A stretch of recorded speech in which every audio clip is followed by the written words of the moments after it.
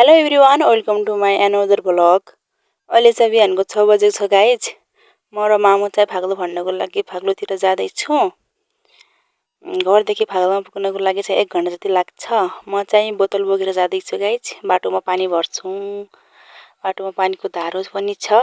अनि चाहिँ अहिले म, मामु, एकजना आन्टी पनि हुनुहुन्छ। फाइनली म पानीको धारामा पुगिसकेँ गाइज। मामु चाहिँ पानी भरेर अगाडि हिँड्नुभयो। म चाहिँ पानी भर्दैछु बोतलमा। धेरै गर्मी हुन्छ फाग्लो फाँड्दाखेरि चाहिँ, त्यही भएर म चाहिँ पानी लगेर जाँदैछु। फाइनली मैले पानी भरिसकेर म चाहिँ हिँड्न लागिसकेँ गाइस। तर यो बाटोमा हिलो भएर हिँड्नको लागि अप्ठ्यारो भइरहेको छ।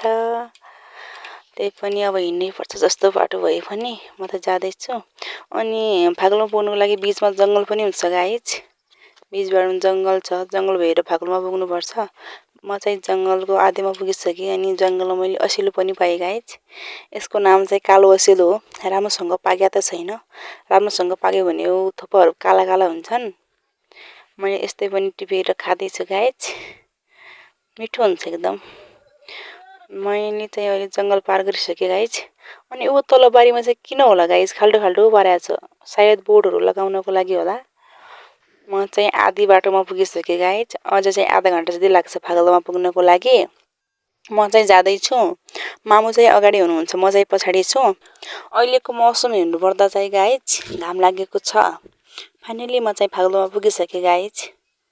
अनि मैले फाग्लो फाँड्न पनि सुरु गरिसकेँ।